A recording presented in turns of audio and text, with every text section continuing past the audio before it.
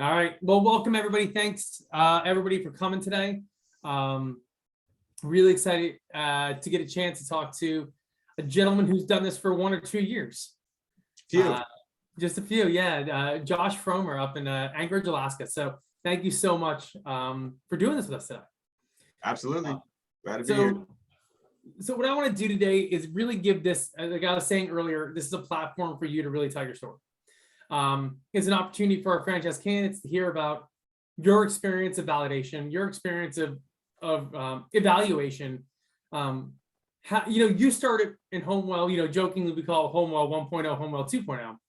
So you started in HomeWell 1.0 and you've been with us through the transition of the last since 2018 when Bruce came in and Brandon and all the team members.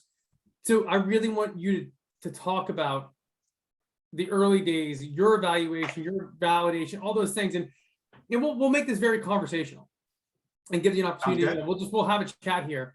For the franchise candidates who are listening in, I always start off by saying, this is a great opportunity for you guys to understand, in my opinion, a franchisor's responsibility is to offer platforms, to offer programs, assistance, systems for you to be successful.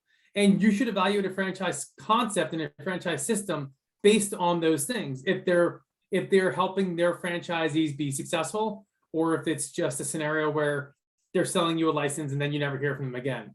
So, this is a great opportunity for you to really start fleshing that out as you hear from our owners as well. So, Josh, I would say, one of the big things that people love to hear about is kind of the backgrounds of our franchisees. Like, where did you come from? What was your career path to becoming a HomeWell franchisee?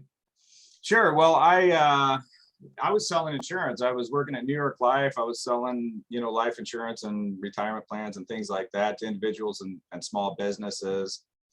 And, towards the end of the 90s, beginning 2000s, they were talking about long-term care insurance. It became a insurance product that they were really pushing. And insurance companies have a tendency to do a whole bunch of research on these sort of products to make sure they end up ahead at the end of the game.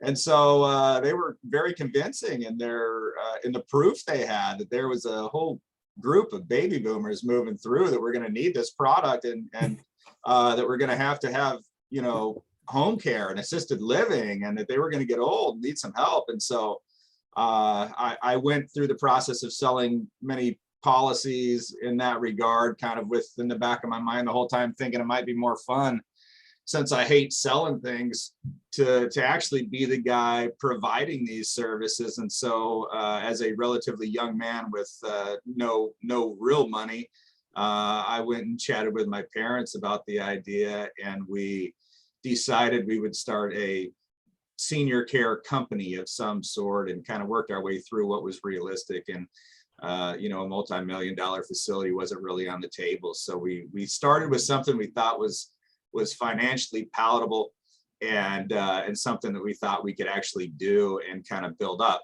And so the home care idea was born. And initially the interview was with Josh Hoffman, the founder, and I think maybe we were the third or fourth maybe franchisee with him. So when would this been? Would this been 2004? It was in 2005. 2005. Okay. 2005 that it finally came to fruition that we were doing something about it.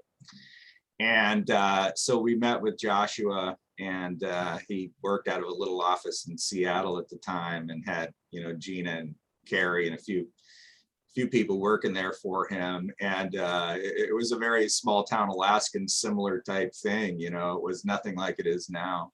But for us, the people were right, the feeling was right, and the price was right. And so we moved forward with what he was proposing, and started our agency at the beginning of January in 2006. And, there was a couple things between the idea and the actual putting wheels on it that happened, involving some family members of ours. Both of my parents had brothers who were needing in-home care and were having challenges, and were getting towards the end of their lives. And we were kind of instrumental in helping them try to get that. And not particularly successful, and found the challenges that existed in the system and thought maybe we could do it better. And that just sort of, helped firm up the idea that this is really something that we should be doing. And so we're in year 15 now. So that was, wow, that's crazy. That Yeah. your uncles, your parents' brothers, that was prior to you guys meeting with Josh, or was that all kind of serendipitous happening at the same time, or? No, it preceded it. Yeah. It was kind of, I think, late 2014, early 2015. And then we met with Joshua in November of 2005 rather. And then we met with Joshua in November of 2005. And so between the long-term care insurance, your family's things, it kind of became clear that there was a, kind of clear the pathway in your mind of like, hey, this is there's a lot happening. Yeah, it's something we can do better than most people are doing it right now, we felt like, and turns out totally possible. So did you, when you went to and made this decision to go in the home care space and you decided to go in the franchise route? Yeah. How did you evaluate that? Like, what made you say, as opposed to going on my own direction, doing this on my own, I'm gonna go franchise? And the follow-up to that is how, we'll get into it a little bit more, how you evaluated it and what made you, you said the people were right and the thing with the price right, stuff like that, but I wanted to get a little bit more into your evaluation.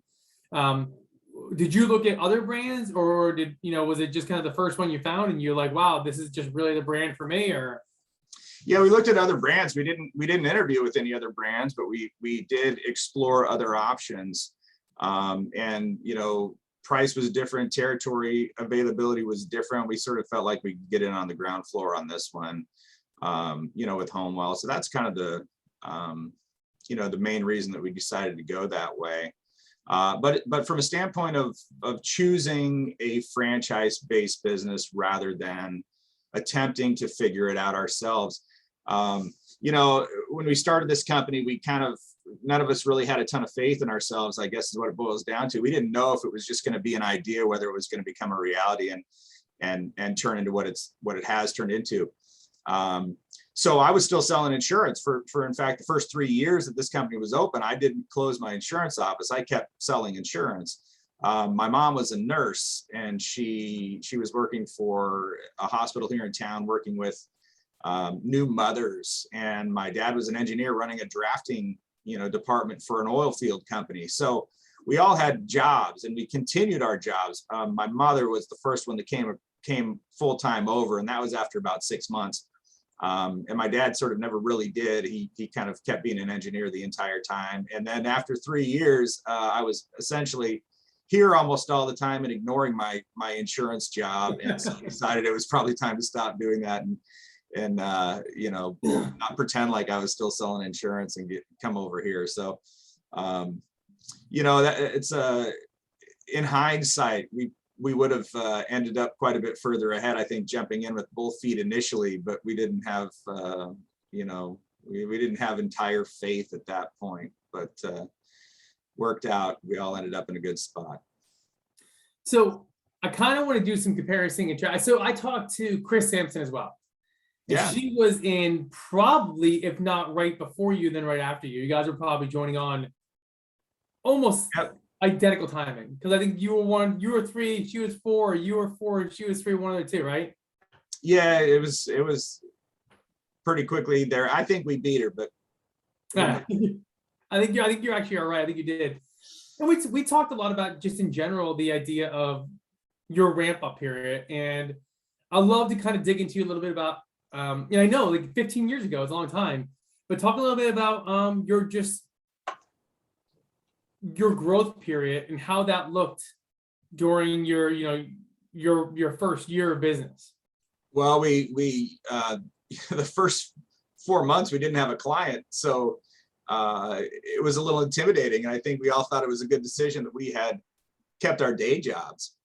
But in reality, I think the fact that we had kept our day jobs is the reason we didn't have a client for 4 months. So yeah, we got one client 4 months in, and it was a stressful 4 months because, as you're ramping up, you're making promises to these employees that you're hiring on and hoping that they're really going to answer their phone and show up for a shift when the time comes that you finally get a client. And then you're going to the, hospitals and discharge planners and anybody we could think of, pitching give us a call when you need our help. And So actually, wait, you guys were the yes. full boat? You guys Say were the again? employees. You, your mom and your dad were the employees, and you also kept your full-time job? Like, you had no other staff members alongside you? You guys did this all on your own while keeping your job? No, that wasn't the plan, but I think that was the backup plan, because no, we were recruiting nonstop. We were Yeah. recruiting, we were hiring people every week, but then, we were just keeping tabs with everybody and making sure people were available. And obviously they weren't getting any work, so they weren't very available for very long. Yeah. But as soon as it started, it really got going. It didn't take long at all. We got our first client. A week later, we got our second client. We were following up with every referral source that was giving us a referral, getting releases of information from them and sending their doctor a note, with a copy of the care plan. We were doing everything we could do to get our name out there. And it ramped up fast. I mean, we went from no hours in April to, I think, about 300 hours, by August. And then, by the end of the year, I'd say we were probably doing something like, 450 or 500 hours a week. And it had replaced my mom's income. And I was getting a little bit of money here and there. And that's kind of where we were at. Our big first growth spurt happened about year 3 when I entirely gave up the insurance office and came over full time. And at that point, we had 2 other office staff members, and we were staffing maybe 600 hours a week. We'd been very stagnant for a very long time. And we just made a push and added a couple spots in the office here and got to work and tripled our business in that 3rd year. And we're up to about 1,800 hours. And so that was our next plateau that we sat at for a few years, and we've learned some things over the time. Yeah. So what is today like HomeWell 1.0 versus 2.0? How does it look like today? I mean, I think one of the things that Brandon and everybody is so appreciative about the system, but like you, who's been here for 15 years, I mean, a lot of times in franchise systems, you can't teach an old dog new tricks, right? You can't learn the guys who were here before, the new guys, they know everything. But you and Lou and Chris and Ray, everybody's always plugged in. They're always striving to continuously learn more and never shy about being a part of new trainings and new learnings and the regional meetings. I heard you're going to Salt Lake City next week. Yeah. Next week I'm heading down there. So yeah, I mean, so talk I guess about how things have differed over the last handful of years since kind of the new group and new HomeWell has kind of been approached. Sure. Well, HomeWell 1.0 was pretty rough around the edges for sure. It was much more hands-on. There wasn't a fully developed kind of curriculum and sales handbook and what do you need to know to go market to people. It was sort of in-person training. And when we were struggling, Joshua would send somebody up here, to help us and to go out around town and help us make some new connections. And it always worked. He always had good people around him. But HomeWell 2.0 is a much more, I guess all the years that they've had since to figure this thing out and the additional people they've added and the experience that they've added, now they've got all the tools prepared for you. And you can access anything you need to know now through the gateway and all those things that didn't exist back in 2000, all the way through this new transition. Yeah. From a standpoint, we talked earlier about why pick a franchise and kind of what do they do for me now. And I've talked with a lot of potential franchisees over the years, and oftentimes one of the things that's on their mind is that same question, whether or not you should, buy into a franchise system where you're paying royalties or figure it out yourself. And, as I kind of alluded to earlier, we all had other things going on. We didn't feel like we had the time and energy to do it. But, I write pretty big checks for royalties these days every month. And, I don't regret it. I think they basically give me the things that I know I'm not going to get myself and kind of keep me ahead of the curve. And I think that's something that they're doing a whole lot better now, with the leadership that they've got, is just making sure we know what we need to know that I'm not paying attention to. I'm paying attention to the staff around me. the pulse on my individual business, but what's going on, technology wise, tools that can make things better, programs that are available, working and getting a discount group rate for a lot of the vendors and services that we use here to do more business. I'd have no clue about that without them. And as far as tapping into, like we're doing this mastermind group with Matt right now, it's just great stuff. Everybody's got good ideas. People can bring things to the table that myself, I wouldn't have thought of, share successes and failures. There's a lot of wisdom around the table these days, and HomeWell 1.0 is just a bunch of us trying to figure out how to not fail, I think. That's, sometimes it happens. You figure out how not to fail and you learn. So I may go a little bit all over the place here, but I know there's certain things that I always like to discuss. And generally, you talk about your current staffing situation. Talk about your current team that you have in place, and then I want to kind of dig a little bit into the HR in general. Sure. Well, we're down in our caregiver census right now at about 105. We typically keep about 125, but we're having kind of staffing challenges like everybody this year. And then, from a management standpoint, those of us in the office here, I'm here. We have a client services director is kind of the next in charge manager's title. She oversees all the client service delivery. And then we've got another full-time care manager that goes out and does intakes. And I also go out and do intakes on occasion. I do less of them than anyone these days, but it's still the favorite part of my job. And so then we've got 2 full-time staffing coordinators. We've got a full-time bookkeeper. We've got a full-time HR person. And then we have 2 admin assistants that are, making calls and making timesheets and gathering timesheets and doing all the things that we've got to do to keep the wheels turning around here. So there's 9 of us in the office. We're in the process now of adding a 10th person in the office, which won't be in the office all that much, but we're working on getting a kind of a caregiver mentor type of person that would work out of the office that we'd be able to send out to kind of help support our caregivers a little bit more and see what we can do to help support them in the field with the hopes of increasing retention even more. So that's where we're at here. Typically we do between about 3,000 and 3,500 hours a week these days, and about 175 clients at a time. We've got a lot of people's lives that we impact around here. It's pretty fantastic. That's pretty amazing.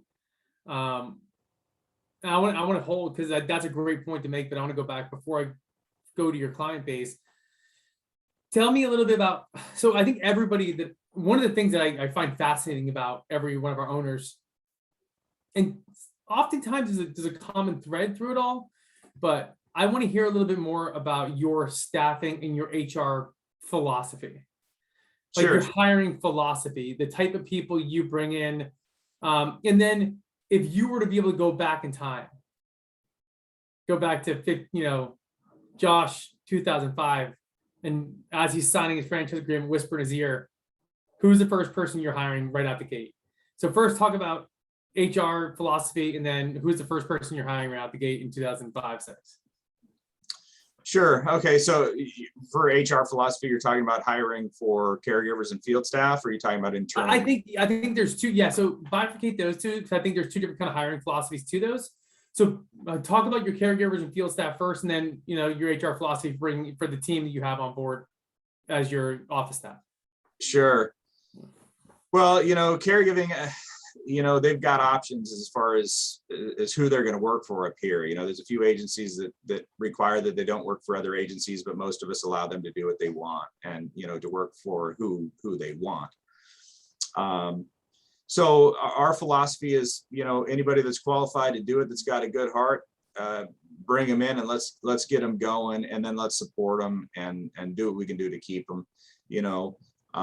We do as many things as we can for our employees all the time. And, we cook them dinner a few times a year. We acknowledge and appreciate them. We give them reviews and raises. We do essentially everything we can do to keep them around. And, it's definitely become more of a transient work environment over the past 15 years. We've seen that. And so, adapting and changing as that goes.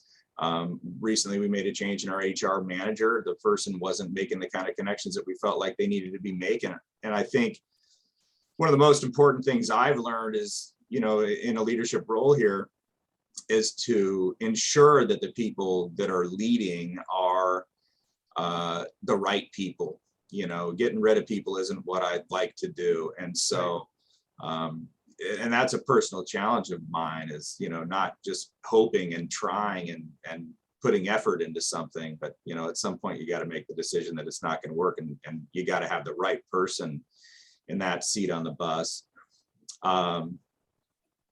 So, gosh, I don't think I answered your question at all. You did. You absolutely did. I mean, listen, it's a tricky question to answer. I mean, a lot of it is unconscious, right? And so much of it's like, it's a feeling, it's a gut feeling. These people are the right people, is the right type of person. I've had guys who, they have this whole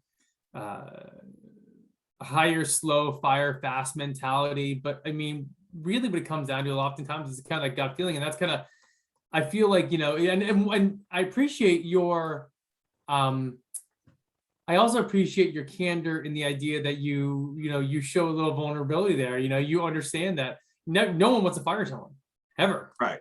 And you'll oftentimes go to the end of the earth despite your own, the gut feeling and knowledge. Yeah. Yeah. And also despite your business, just to keep that person, because you don't want to be that person. But, it's really refreshing to hear your vulnerability in that space, but also the fact that you understand that it's also a business. And sometimes, as much as you don't want to be that person, as much as you never want to fire someone, the health of the business and the other 111 people on your staff, all, they can't be brought down by one person. So it's pretty. Yeah, it's an interesting thing. I don't think I was necessarily born to manage others. I'm pretty good at managing myself. But you learn what you need to learn, and you adapt, and you put yourself in uncomfortable situations and reap the benefits of it. Yep, 100%. So what about now? The second part of that question was kind of talking about, like, and I always love to push back on the franchisees a little bit, and, like, where was your mistakes when you first started? Like, Sure. if you could go back in time and hire your first staff member, who would it be now after 15 years of experience? And, what would you have done differently to drive lead referrals, or what kind of referral sources, or what would you done to ramp your business up to 3,500 hours quicker where you are now, if you could go back and have hindsight? Sure. Well, the key person around here started off as a caregiver when she was 19, and now she's in her 30s and pretty much running the internal office show around here. I don't I don't think she was probably old enough and developed enough at that time to put her in that role, but somebody like her, is really invaluable.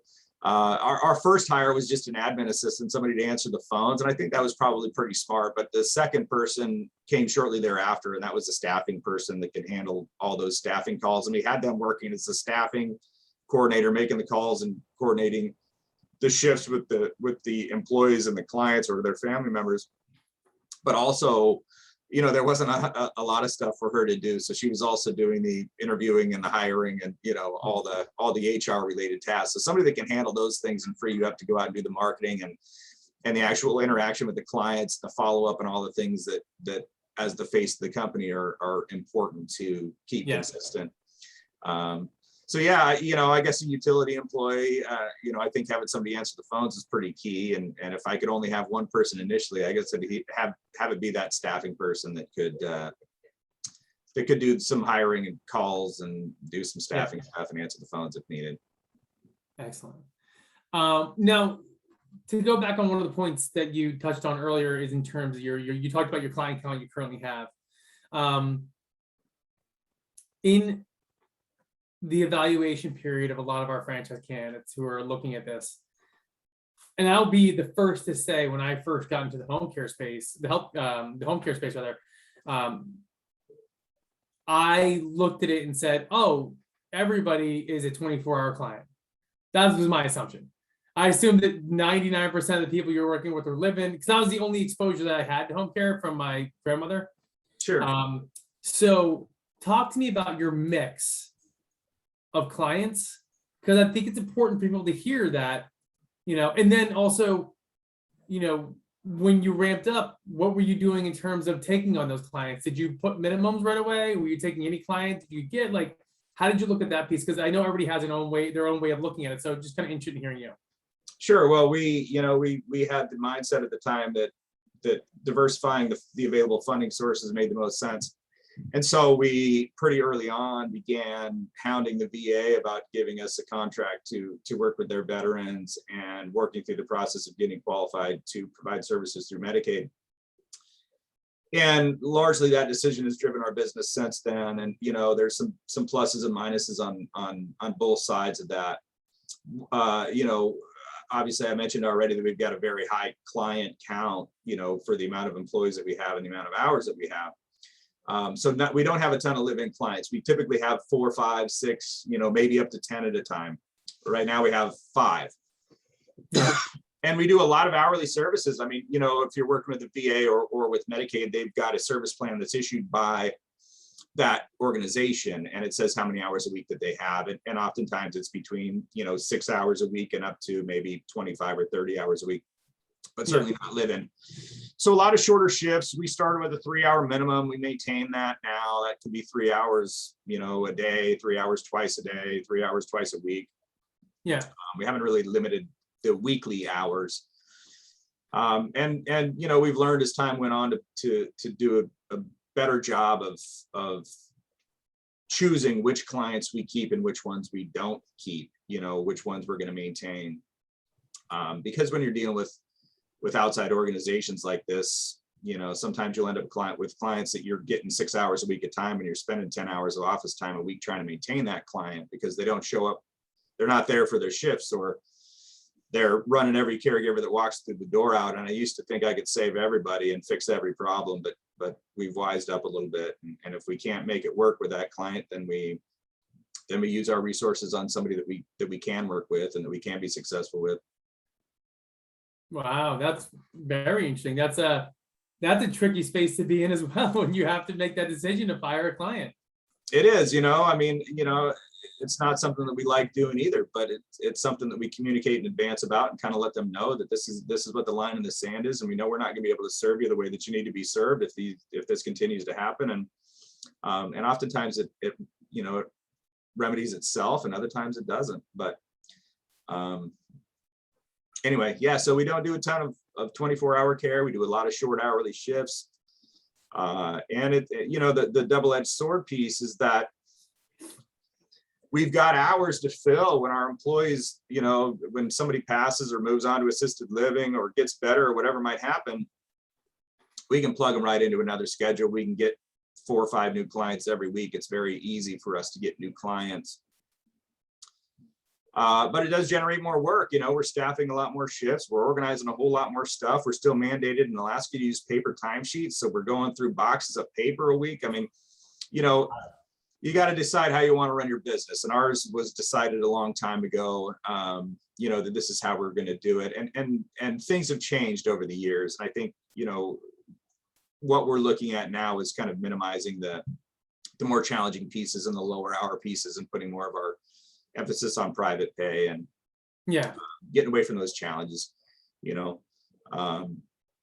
so anyway, yeah, we do we do a lot of short hour shifts. We still staff a lot of that, but this pandemic has been an awesome segue to being able to kind of choose your clientele a little bit more and get things molded in a direction that you want to go, so we've been taking advantage of that through the challenges that we've been dealing with. That's great. I gotta say that there must be, one of the things we talked about earlier is staffing and maintaining staff, and creating that relationship. And I mean, there's got to be a level of respect from your staff members when the owner of the organization can take a real honest look at a client who may be a burden to the staff members and really affecting their ability to perform. And when you're able to say, listen, I'm not going to take your money anymore and go invest my staff's time in better areas, that must mean a lot to your staff members that you're willing to do something of that nature, because that's money out of your pocket. Yeah, I think so. Oftentimes they may not know the outcome of it because they may refuse to go back. Most of the situations that lead to this kind of thing, they might not care what happened. But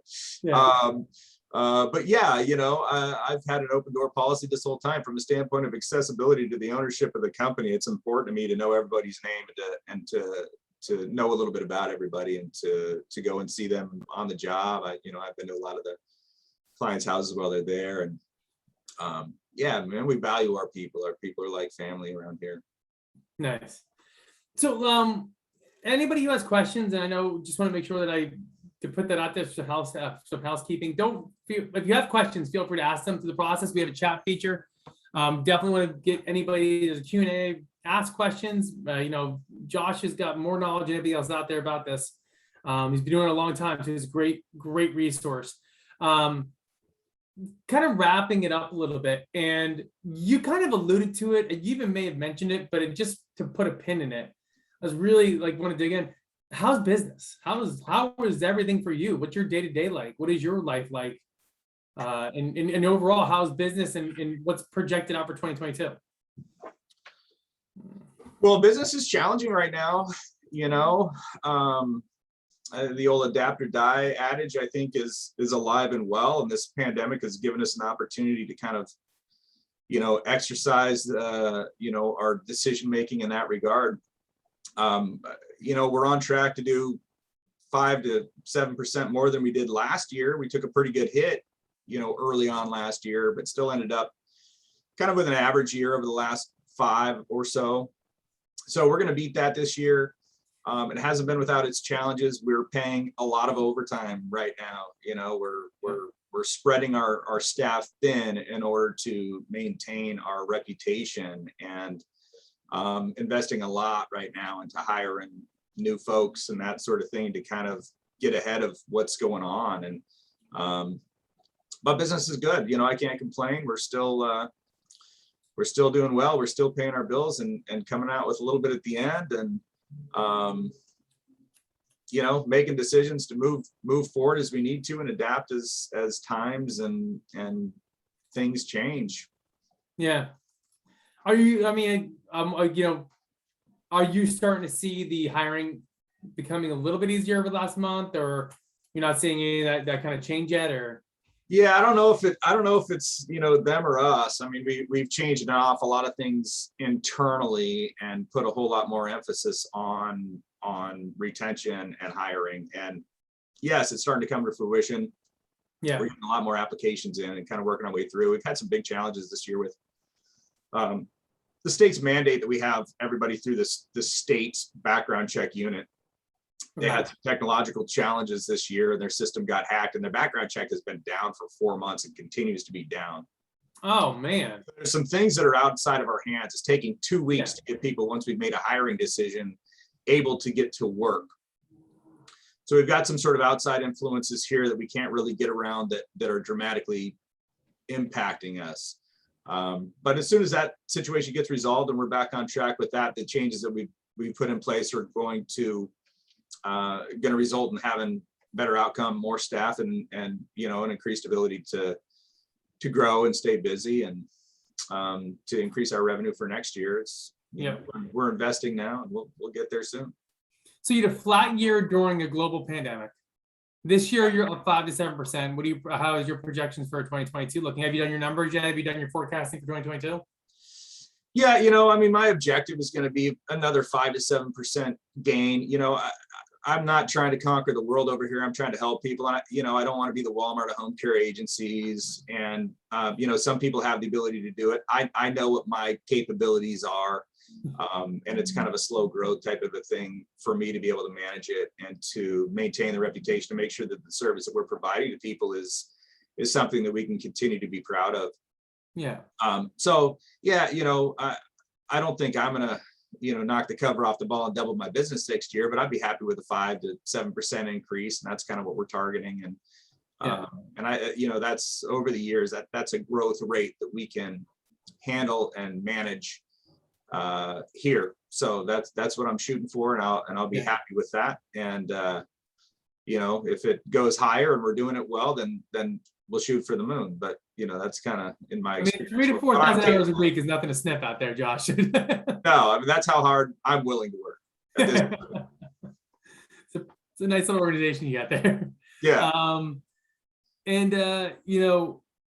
Like we talked a little bit about what would you have done differently, all these different factors. But I mean, I guess the real question is, with 15 years of hindsight, would you do it again? Absolutely. I mean, I'd hate to have to reinvent the wheel, and do all this over again. That wouldn't particularly make me happy. But from a personal satisfaction standpoint and a income standpoint and a generational opportunity standpoint, this was by far our best family business decision, and we've made a few of them over the years. So yeah, this one's been great. It's entirely changed our family's lives, and yeah, HomeWell's been fantastic.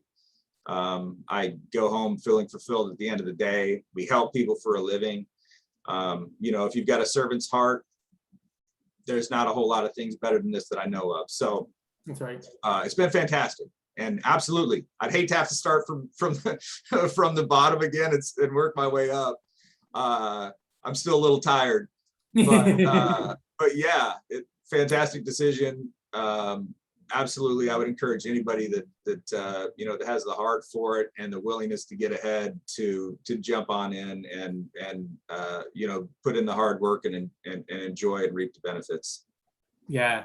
So Arizette has a question. Do you take Medicaid at all? And if so, how's your experience been? Yeah, we take Medicaid. In fact, it's been half of our business, for most of the time we've been in business. And this is that double-edged sword. The experience is good and bad. The challenges are they tend to be the most grumpy and unhappy clients, which is kind of a strange one. People who write their own checks tend to be pretty happy. So yeah, they tend to be grumpier. They tend to be bigger challenges. They tend to be lower hour shifts. So they give us the ability to kind of, fill staff schedules and keep our hours up. People who are paying their own bill don't really want to stay on, paying their own bill any longer than they have to. They tend to get a little bit more independent, a little quicker. So, there's some stability in it, and that's been great for us. And the challenges are that, you got lower hour clients that tend to be more problematic, and they will audit you, and you have to do a ton of paperwork, and you have to submit your paperwork and go through, electronic visit verification stuff that they mandate, and they can tell you how much they're going to pay you. And, that's not just one agency that can audit you. There's like 5 of them that can audit you, as it turns out, and they do audit you. So those are the downsides. If I had to do it over again, I would do Medicaid again. Absolutely. And I haven't cut that off entirely, but I do want to, we're working towards a goal of making Medicaid 25% of our business, and to retain that certification and continue doing it at a lower level than we've done it in the past. But yeah, it's great. I mean, from a standpoint of getting things going, it was one of the things that really pushed us into having a larger company and being able to blow this thing up. So, it's got its pluses and minuses. Yeah. Anybody else have any other questions? Nothing from me. All right. Well, listen, Josh, I really appreciate your time. I really appreciate, the candor, the honesty, just showing, where the bones are buried, but how you guys got through it. And you have a great organization, a great, great agency. So really appreciate the time that you're giving me at 8 a.m, even Alaska time, after over the foot of snow on the ground. Digging deep for you, man. I appreciate it, man. Well, thank you guys very much. I'm gonna go ahead and stop the recording now.